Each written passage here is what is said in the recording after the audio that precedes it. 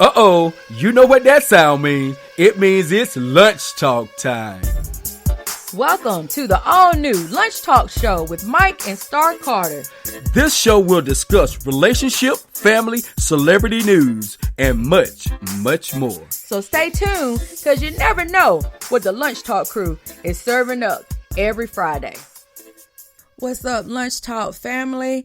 I am back again with an all-new Lunch Talk with Mike and Star. My co-host today, Mr. Carter, is not with us, but today I'm going to be bringing you some difficult news that a new documentary that just came out February the 26th on Netflix. So today, guys, I'm going to be discussing the new Netflix documentary called The Trials of Gabriel Fernandez. Not sure if you all have heard about this very disturbing documentary that has broke the news. So today's show is going to be a little bit serious than our regular shows. We said that we was going to do a couple serious topics. So today's topic is going to be one of those serious topics, talking about child abuse in our communities. So y'all bear with me, because this is a very sensitive topic for me today, and I'm gonna try to keep my emotions in check to be able to give my unbiased opinion as possible on this subject. But just know that I am very passionate, so if any bad language slip out, as they say in the church, just take that for love, and just know how passionate I am on this subject. My husband usually does the interesting tidbit on the first part of our show for anybody that's new listening to Lunch Talk with Mike and Star. So I'm going to do an actual fact today on keeping on with the topic of today's show about child abuse. So here's some interesting facts. And this comes from the American Society for the Positive Care of Children. Child maltreatment statistics in the United States. So this information that I'm giving you today is only based in the United States. So I got 11 facts about child abuse. Approximately 5 children die every day because of child abuse.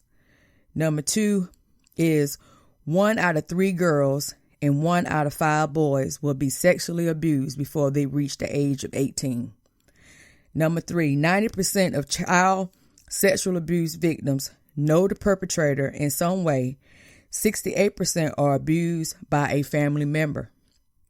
Number 4, in 2012, 82.2% of child abuse perpetrators were found to be between the ages of 18 to 44, of which 39.6% were recorded to be between the ages of 25 and 34. Number 5, in the United States, more than 4 children die from child abuse and neglect on a daily basis. Over 70% of these children are below the age of 3 years old. Boys, 48.5%, and girls, 51.2%, become victims at nearly the same rate. 2.9 million cases of child abuse are reported every year in the United States. Children who experience child abuse and neglect are 59% more likely to be arrested as a juvenile, 28% more likely to be arrested as an adult, and 30% more likely to commit violent crimes. Number 9, about 80% of 21-year-olds who were abused as children met criteria for at least one psychological disorder. Number 10, 14% of all men and 30% of all women in prison were abused as children. Number 11, abused children are less likely to practice safe sex, putting them at a greater risk for STDs. They're also 25% more likely to experience teen pregnancy. So just reading a little bit of those facts that comes off this website, it is, I mean, there's a lot more than the 11 that I read. is a very alarming rate. Child abuse reports involve almost like 7.5 million children. A lot of them go unreported, and a lot of them happens in the home. Sexual abuse, physical abuse, psychological mistreatment. And like I said, I'm going to try my best to hold it together because I love children. I love children very dearly. And when I saw this documentary about Gabriel Fernandez, the 8-year-old boy that got killed by the hand of his own mother and her boyfriend back in May of 2013, it crushed my heart. It crushed my heart. I watched all 5 or 6 episodes of the show on Netflix. It came out on the 26th, and I actually was just browsing on that Saturday, just looking for something to watch, really, and I came across it, and I watched all 6 1-hour-long episodes because I could not stop watching it because I was just so heartbroken as a mother. You know, I have an 18-year-old son, soon to be 19 in May, and I just could not imagine my son going through the horrendous treatment that this little 8-year-old boy went through, little Gabriel Fernandez. If you have not seen this documentary, I'm going to forewarn you right now that it is heart-wrenching. It is horrific. It is the most cruelty that I have ever seen in my 41 years of life to a child. I have not even seen this kind of treatment being done to an adult, yet alone a child. So, some of the things that went on in the documentary, I'm going to talk about it. I can't go really far in detail. As you can see, my voice is already trembling because I'm telling you, this really shook me to my core. That's how bad this was. In Los Angeles County Department of Social Services, their Department of Children and Family Services that's supposed to protect these babies, dropped the ball big time, especially with this little boy. They dropped the ball. I mean, oh my God. So I'm going to go ahead and just get into it. You know, we usually break it down like I just did the interesting tidbit, the soup and salad, and then, you know, we're going to the main dish, but I'm just going to go all the way into it. As I was telling you all, this Netflix documentary called The Trials of Gabriel Fernandez, it released on Netflix on February 26th. And it talks about the short life of Gabriel Fernandez, what he went through from birth all the way up until his death on May the 24th of 2013. And he was only 8 years old at the time when he died. His mother's name was Pearl Fernandez, and at the time of his death, she was dating a guy named, I might not be saying it right, Osorio Agara, but they called him Tony. And I don't know if I said it right. I probably didn't, but they called him Tony. That's what his little nickname was or whatever.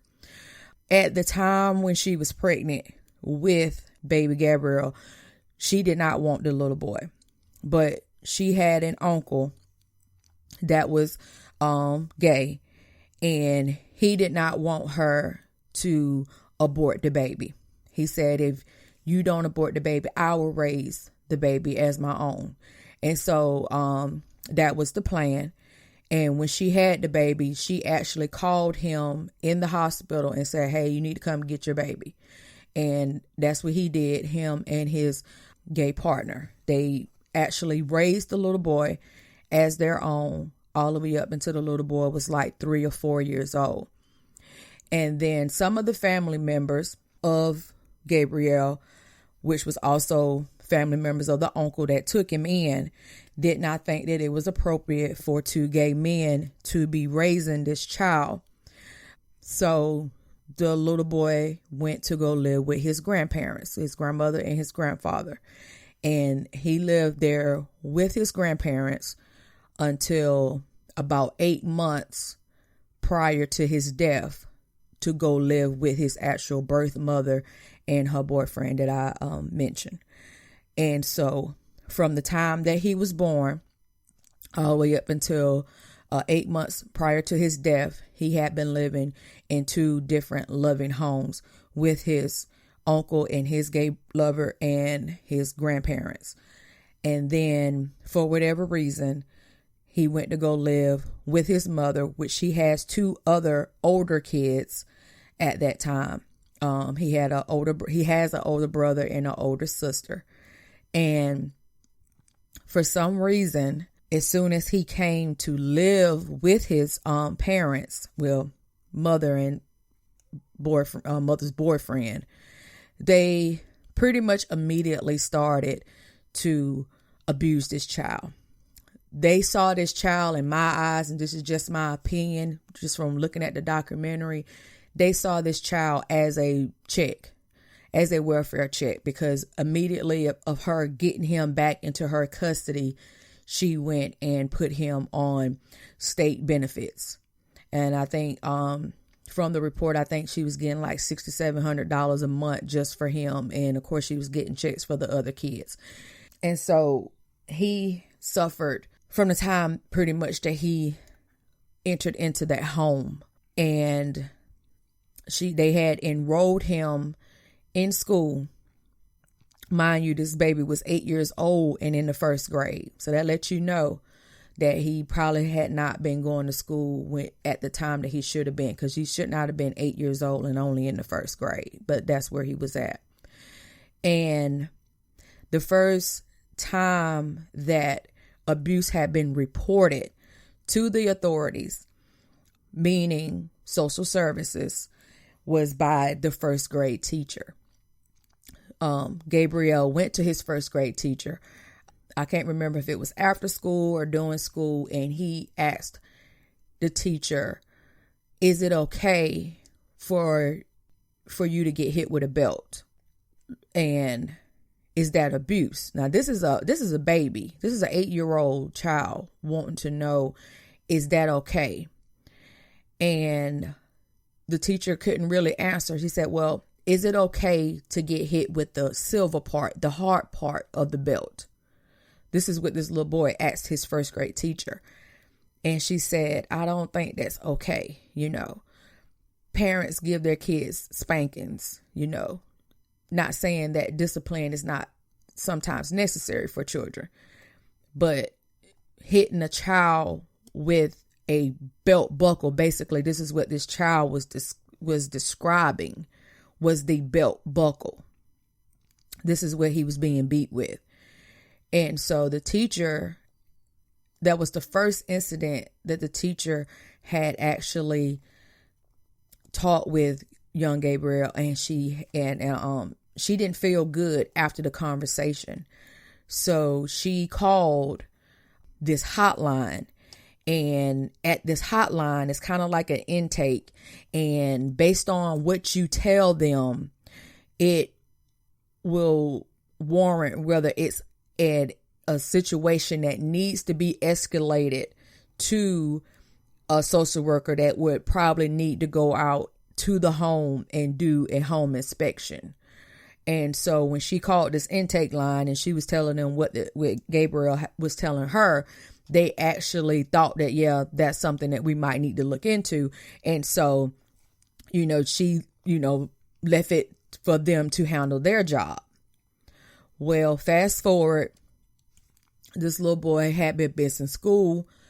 And when in times that he did come to school, he was worse off than what he was the last time this 1st grade teacher had saw him. To the point that she had noticed, excuse me, guys, she had noticed that he had burn marks on him, like somebody had been putting out a cigarette on his skin. He was missing patches of hair in his head, like somebody might have yanked his hair out his head from the root, and you could see where the scabs was trying to heal. The little boy had black eyes that looked like they was trying to heal, but it looked like it was still being repeated. So it was like it was healing, but then it was being done again. And so the child that was once loving and outgoing with the classmates had became withdrawn. Even when they would go outside for recess, he would kind of sit by himself. And she immediately reported it again to the social worker hotline to see if anything had come about of the first case. And so she found out that a social worker came out to the home and they did not find anything, and the other kids looked it fine. And even though she never saw Gabriel, she saw the other kids. They told her that Gabriel was somewhere playing and blah, blah, blah. And so they went on about their merry little way, didn't think anything else of it. And so anyway, fast forward, this teacher wound up calling this social worker hotline at least 3 to 4 times trying to get this child help, because one time the child had probably been out like 2 weeks, going on 3 weeks out of school. And when he came back to school, he had marks around his neck like he had been strangled. The little boy he was just beat up. And it was, I want to say in April of that same year, 2013, that she tried her best to make another phone call to try to get that child removed. And unfortunately, to no avail that it happened. And that was not the only case where somebody saw him and tried to report. There was one incident where this little boy actually went into Department of Social Services with his mother, his brother, sister, and another little boy, and a security guard that worked at the Department of Social Services. This is in LA County. This is in Palmdale, California, where all this is taking place. A security guard actually saw the child with the other kids. And because this child was so beat up, that this security guard noticed it, and it tore him up to the point that when they left, he went to one of the social workers and said, "Did you not see how that child looked? And how did y'all let this child walk out the door with this woman?" And their response, well, one of the ladies' response was letting somebody else handle it. They couldn't take any more overtime. It was already close to 5 o'clock in the evening and blah, blah, blah. Oh my goodness. But, I could have some choice words, but I'm going to move on. This security guard tried his very best. I mean, when I say he tried his very best, he called above this lady's head and they told him, "Hey, this is not your job. Your job is to be security." He called his boss, and his boss told him the same thing. That's not your job. That's not your fight. This guy saw this child and he was like, "There's no way that y'all gonna just look at this child." And he was just a security guard. So can you just imagine just sitting there yourself and watching this child and you feel like you are helpless? So this guy, he didn't care if he lost his job or not after them telling them, threatening him, that's not your place, blah, blah, blah, do your job. He couldn't let it go. And if I was in his shoes, I wouldn't have been able to let it go either. And so he called the sheriff department. He called the police and told the police his findings. And from what he saw from about, when Gabriel came into the DPS's office, and the sheriff department, they assured him that they were going to go out and that they were going to investigate it and see for themselves.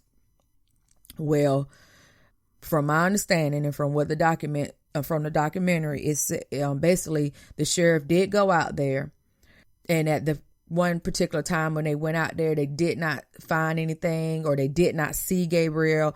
And then another time that they went out there, the parents was able to explain it away, saying that he was self-mutilating himself, that he had a psychological problem, basically saying that, making like the baby had a what you call it, a violent streak, and he would hurt himself. And that he was a big liar, and all he did was lie, and he liked to fight with the kids in the neighborhood. He liked to fight his brother and all this kind of stuff, and made it seem like this child was doing this horrible stuff to himself. Now, when I say horrible stuff, I mean this child was shot in the face with a BB gun. He was shot in the groin with a BB gun. He had cigarettes put out on himself. He had cuts. He had ligature marks where he had been tied up and put into like a cupboard like cabinet to sleep in. And you're going to tell me that he's doing this to himself. And these cops, after listening to the parents explain this BS story away to them, they're going to take this child and put him in the squad car and scare him and say, if you don't stop lying, the next time we come out here, we're taking you to jail. Whoo, boy. I'm going to tell you, LT family. I'm going to tell you. That's the reason why a lot of people don't call the police. That's why. That's why. You call the police, and instead of them doing their job, they talking about taking an 8-year-old to jail. How can you shoot yourself in the face with a BB gun? I mean, not saying it can't be done. People shoot themselves, but I'm saying this is an 8-year-old. How can he shoot? Why would he do that? Even if he was bad as hell, why would he put cigarettes out on himself? Why would he yank his own hair out? I mean, if he was that bad, why wouldn't the parents, if he did have those type of issues, and I'm not saying that there are not kids out there that have those issues, and it may be, but if he does, why were they not taking him to the hospital on the behavioral unit floors and letting these people do the psychological evaluation for kids that may be like that might be violent? I've heard of children that has been violent, but this child, even during his abuse, the first grade teacher said that he was making cards for his mother for Mother's Day, and he died May 24th. They beat the hell out of him on May 22nd. And a week or two before he died, he was trying to make his mother a Mother's Day card present at school. He was smiling and laughing even when they knocked his teeth out. His permanent front teeth got knocked out. His mama punched him in the mouth and knocked his teeth out. They hit him in the mouth with the end of a baseball bat. They would beat him in the head with baseball bats, little Louisville Slugger like baseball bats, like the kind you buy when you go to like the little baseball game, the little small ones. They were beating them with bats. And if you don't think that that was horrendous enough, he was not fed. They was feeding this baby. They was feeding this baby cat litter with the cat's feces in the litter. And this is what this baby had to eat. When they did the baby's autopsy, there was grounded cat litter in his stomach. I'm telling you, LT family. This is the worst treatment I have ever seen to any human being. I have never heard anything so vile and nasty since looking at slavery documentaries from back when our ancestors was slavery. I mean, this was going on to this child. He was beaten pretty much on a daily basis. And this grown man that was doing it and his mother, this man had to be every bit of 270 pounds, like 6'2", 6'3", over this little baby. And they would laugh. The older children that had to testify at court during these monsters' trial, they said they laughed when they would beat him. They slammed this little baby's head through a wall multiple times. They would hit him with closed fists. what? I know there's some bad children out here in the world. Don't get me wrong. But I don't see anything that any child could do that was that horrible that you would treat them that way. And like I said, if he did have behavioral problems, why didn't you take him to the emergency room? Why didn't you take him somewhere to get him help for his anger issues, if that was the case? If he had all these things going on that you told these cops when they would come out there to check on this baby, y'all lied to him, then why didn't you not take him somewhere to get him help? Because it was lies. That's why.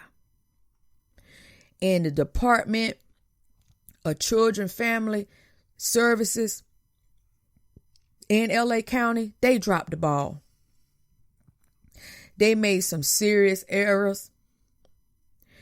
And that agency itself is built on privacy and secret. So one hand in that agency don't even know what the other hand's doing. Like DPS, the Department of Social Service don't even have no idea what's going on with the Department of Children and Family Services. They just don't know they don't know they head from their daggone tail. You know, just to put it really nicely without me, you know, that's why I'm stuttering all over my words to keep it clean, you know. And the prosecutor at the time, the district attorney at the time, is Jackie Lacey. She was the first African American and also female attorney for that department at that time. Also felt the same way that I felt and felt like, hey, somebody needs to be accountable. So when this child died, not only did she bring up charges on the mother and the boyfriend, she also prosecuted and charged 4 of the social workers. Unfortunately, those charges was dropped years later because the actual trial did not go to court till like 2017. So that's probably why this documentary is coming out as late as now in 2020. Because the trial didn't actually even go to trial to 2017. And I don't even think those social workers actually went on trial to might have been 2018 or 2019. I'm not actually for sure on the dates with them. But Jackie Lacey, the DA at the time, I'm not sure if she's still a DA, but the DA at that time in 2013, she did not think that they should have went unscathed. And the reason why this story even went as big as it did, because it would have been another child abuse case that got swept under the rug. But there was a LA Times reporter that actually checks the report every day. Now, he's not a reporter there anymore, but he was a reporter there at the time in 2013. He actually checks the homicide reports every day because they actually got like a report where you can actually go on like his public record. You can see who all died or whatever. And when he saw that this 8-year-old child had died, he did a little bit more investigation. And he started investigating that department over there at the Department of Children and Family Services in LA County. And he had unturned some very dark and shady skeletons that was up in their closet because they was dropping a lot of balls. A lot of kids that was experiencing child abuse in LA County was the cases were not handled the way they should have been handled. Things was being swept under the rug. And if it was because of the horrendous treatment of Gabriel Fernandez that something got done. This guy, he did his due diligence and he went and he spoke to people. He got people to talk off the record that was scared to death, aka whistleblowers. And he wound up putting this department under scrutiny on May 31st. This LA reporter for the LA Times, he reported that which started a protest in that community. And this protest is really what sparked this nationwide thing about protecting the children, especially in LA County, because they had dropped the ball so many times. And I think that's why a lot of the pressure went on to Miss Jackie Lacey, who was the DA. But she said it herself in the documentary that that case stuck with her because how horrific it was. It stuck with her and she had to do something. Now, whether, the judge, his name is Judge George G. Lomeli. I don't know if I'm saying that right. Lomeli. When those 4 social workers came up to him in his court and they was trying to get the charges dismissed, he didn't dismiss the charges. He felt like they should stand trial along with the 2 killers. And me, as a mother, as a parent, as somebody that loves kids, I felt the same way. Because not only did the first grade teacher try to save this little boy several times, you got security officers that tried to save this boy several times. You even had other family members that tried to save this boy several times. They had aunts and uncles, and they even had the grandparents that was trying to. You had all these people that was trying to save this baby, and then nobody do nothing. Then when he's dead, then all of a sudden, oh Lord, now let's figure it out. It's too late to figure it out for him. It's too late. He's gone. He's 8-year-old. He's never going to be able to graduate. He's never going to be able to have his own family. He's never going to be able to have a career. Who knows what this child could have been, what he could have been. But his life was cut short. His life was cut short because he was in a home full of monsters. And he still loved his mama. Now, this is the whole kicker about this whole thing now.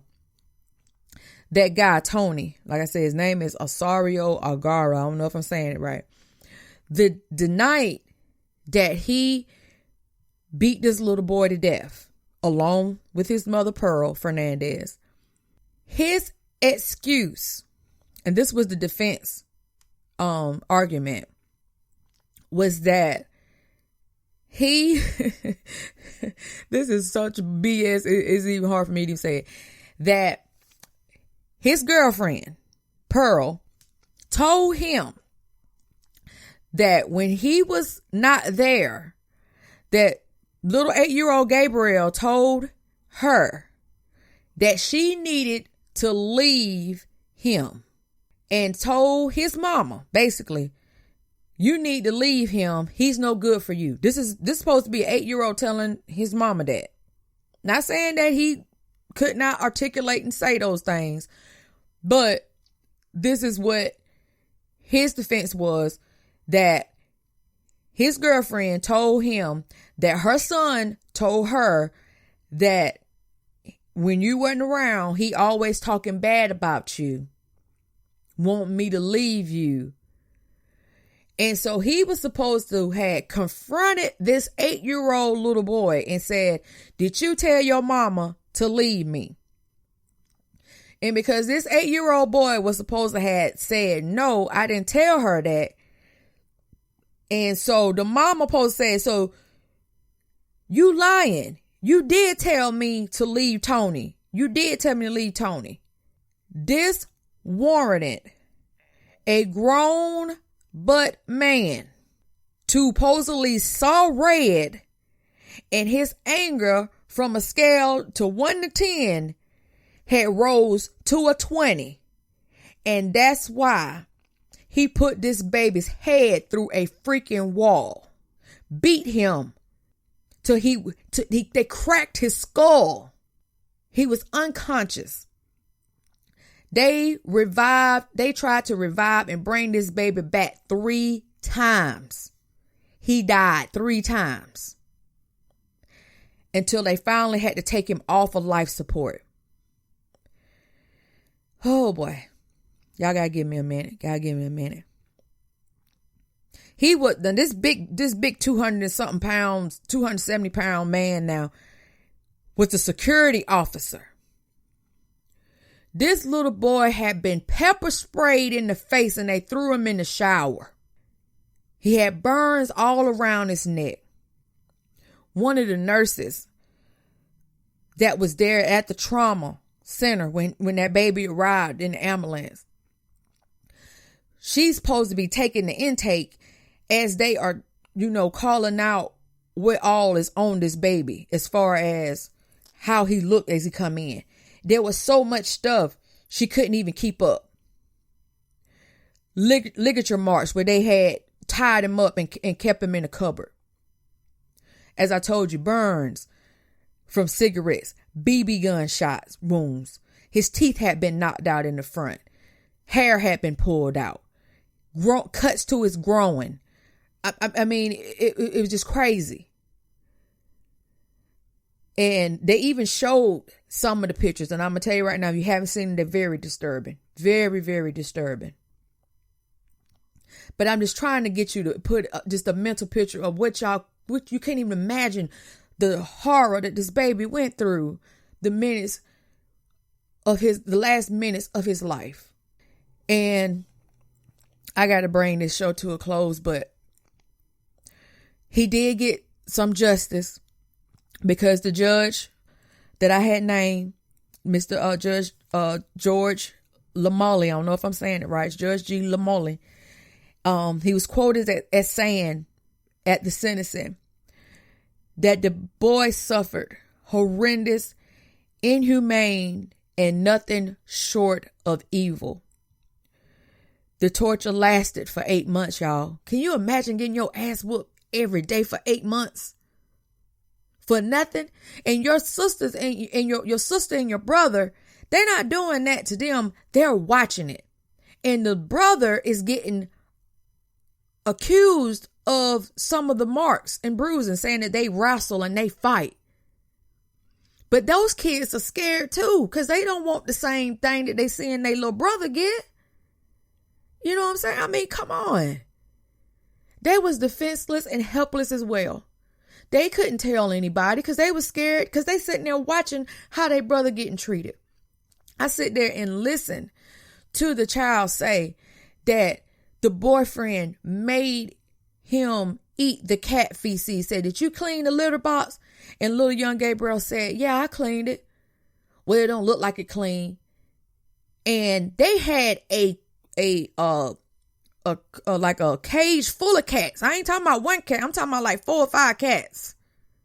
And this baby had to eat the cat's piss and shit, basically, as its food. The baby peed and defecated on itself in that cupboard because they would not let the child out but certain times. And I guess the only time they let him out was to beat him when they did let him go to school. Oh, wow. But like I said, they did get a little justice in the courtroom. The mother, well, let me say about what Tony got. Tony got convicted of first-degree murder. He was sentenced to death. He did get the death penalty because pretty much never in history had to prosecute anyone as far as in a child abuse case as first degree murder with special circumstances of torture. That's what they had to convict him of. First degree murder with special circumstances of torture. They tortured this poor baby. And he got first degree murder with the death penalty. So eventually he will die. He's on California death row. The mother, with her cowardly ass, found out that he was convicted and got the death penalty. So she went on ahead and pleaded guilty to spare being executed. So she pleaded guilty and she got charged with first degree murder as well, without the possibility of parole. So she got life. So she gonna die in there with however long it take her to die. And this might be wrong, and I hope the Most High forgive me for saying this, but I hope it's a really slow death. And I hope it's a really slow walk to the lethal injection chamber for his ass too. And I am a firm believer in street justice. And I hope and I know LA jails, LA prisons is one of the worst prisons there is in the United States. And I hope they get some of that street justice that they do up in them prison. And I hope they have pure hell every day that they're in there. And I'm sorry, Lunch Talk, you probably won't ever hear me talk that way because that's not even in my nature to be that way. But I'm going to tell you, if you see this, you will feel the exact same way. Because there's no excuse. There is no excuse for this. And then another thing that they said, that because this little baby stayed with his gay uncle and his lover for the first few years, they heard the baby tell his uncle that he loved him. And that was supposed to have been another reason why they beat this baby, because they thought he was gay. They used to make this baby wear dresses outside to play in, just because they heard him tell his uncle that he loved him. So telling your uncle that you love him make you gay now? This man raised him. He knew him not as his uncle. He knew him as his father. He called him dad. He raised him from the time he was a baby till he was 4 years old. He was still in his life. They still tried to keep track of him. They still wanted him, versus his mother and that sorry sack of piece of nothing that she was with. Anywho, so that was supposed to have been another reason for why they tortured him. And unfortunately, in that same county, that was not the only child that met that fate. 5 years later, after young Gabriel Fernandez died, 2 weeks after that trial, 10-year-old Anthony Avalos met the same fate, also by the hand of his mama and boyfriend. He had head injury, cigarette burns. Also, he was withheld food. He was slammed into furniture. He was denied access to the bathroom. Also, another homophobia case, because they said this little 10-year-old supposedly had came out and told his parents that he was gay. Well, he told his mama and the boyfriend. And he was beat to death, 10 years old. That same department, in the same county of Palmdale, California, the same Department of Children and Family Services dropped the ball once again 5 years after poor little Gabriel Fernandez died. Dropped the ball again. And that wasn't the only child. That wasn't the only child. There has been not one, because y'all just heard of Gabriel, not two, because you heard of Anthony, but there were more than 150 deaths in that county. How is that possible? What the hell are y'all doing? Are y'all just collecting a paycheck? Somebody needs to answer to this. Somebody needs to pay. What are y'all doing? As social workers, y'all supposed to be protecting these children. I don't understand this. I don't. And this is just in the LA County, y'all. This ain't even the whole United States. I mean, this is just in one county. And 150 children has died since 2013. There's another case, a 4-year-old little boy named Noah.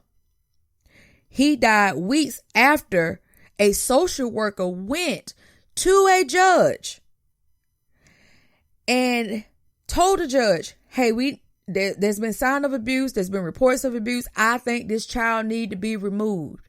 The judge agreed and said, yes, we need to remove this child as soon as possible. Once again, the Department of Children and Family Services failed to remove the child, and within weeks he was dead. He was dead too. And I'm not laughing because it's funny. I'm laughing because this is crazy. This is crazy. So I did a little bit more research, and then I'm gonna close the show out because it's about to be an hour long.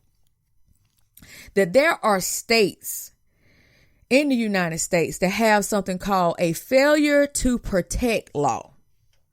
And what this law is that for a parent, if another person, like say a boyfriend, and you're a mom, is beating on your children or abusing your children in any kind of way, sexually or whatever, if you don't report it, you can go to jail. And those states is Oklahoma, Missouri, Nebraska, Nevada, here where I live at in South Carolina, and West Virginia. These child abuse laws that I just said, the failure to protect law, they can carry a possible life sentence. And Texas equivalent of this law carries a 99-year term, a maximum of 99 years. So when you say that they could get life is usually 25 years. That's usually what the penal system consider life. But Texas say, the maximum for us for this crime is 99 years. Now, last year in 2019, there was a woman who was actually released in Oklahoma after she had been in prison for 15 years for this same crime. And I'm going to read this article to you. It come from NBCnews.com, and it was from November the 8th of 2019 when this story broke. And here it goes. An Oklahoma mother who had been in prison for 15 years for failure to report to authorities that her boyfriend was abusing her children and was freed from custody on that Friday. Her name is Tundola. I don't know if I'm saying it right. Tundola Hall was sentenced in 2006 to 30 years in prison under Oklahoma's failure to protect law. And after her then boyfriend, Robert Braxton Jr., abused two of their children so severely, at least one had multiple broken bones, according to Hall's attorney. Hall had already been in jail for 2 years when she received her sentence. Braxton, meanwhile, pleaded guilty to abusing the children, but was given no additional time behind bars. He received a 10-year suspended sentence and released on probation after having served only 2 years in jail. Now that was jacked up. Yes, she was wrong as hell if she did not report that her boyfriend was abusing. I don't know if they were their kids. The way the article sound like it might have been that it was their kids, not just her kids. But him only getting 10-year probation and her getting 30 years because she didn't tell. Now that's kind of jacked up. I feel like they both should have went to jail for the same amount of time. And she got 30, he should have got 50. Because he was the one doing it.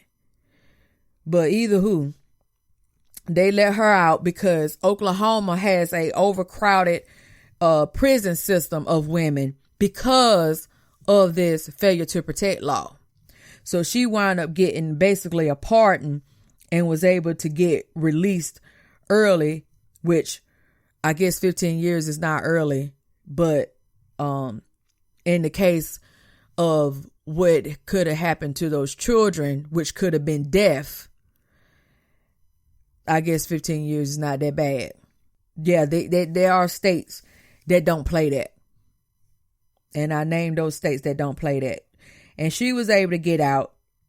I don't think that the boyfriend that only did 2 years and only got 10 years worth of probation, I think that was jack. So that was another form of the system failing those kids. I mean, what kind of message are you sending saying that you can break children's bones and you can and you can do these horrendous things to kids and all you're going to do is get a slap on the wrist? That's why you got all these cases of child abuse. That's why 5 kids die every day in the United States because of this. That's why you don't hear about it until you get to people that actually get out there and protest about it. It's not going to be a public thing. You're not going to know about it. They keep these departments on a hush-hush privacy tip. They don't want you to know. And only when something horrific happened to like Miss Little Gabriel Fernandez, when something like this happened and you have a LA Times reporter that will not let it go because he saw it and he got up into their business, that's the only reason why this documentary is actually out there on Netflix right now. Other than that, he'll be another one of those kids that got killed at the hands of people that's supposed to be loving them and taking care of them. And I'm going to end it right here. If you do not want your children, if you do not love your children, you can take your kids to any fire station, any emergency room, and there are places that you can do that without harming them, and they will not ask any questions. But do not hurt these babies. If you don't want them, somebody will. There's somebody right now that wish they can have every last one of these kids that's been killed because they can't have children. They can't have a family. And then you got you got people like these that are hurting and killing these babies. And it's not right. And we got to do something. I don't know what that something is, but here in my county, I got to find out what I can do, because this touched me so hard. This touched me. If I got to go to our local women and children's shelter and see what I can do, if I can't volunteer my time and some resources to help these families that's going through abusive situations, that have to get out of houses where there is abuse, from criminal domestic violent abuse. You know, you probably got some of these mothers that are scared when they seeing these men beating their kids. I don't know what the case may be, but we got to do something, because we can't let our babies die. We can't. It's enough gun violence right here in my hometown. Yesterday, a 22-year-old got shot, and I live in a small town, and I'm hearing somebody getting shot almost every other week right here.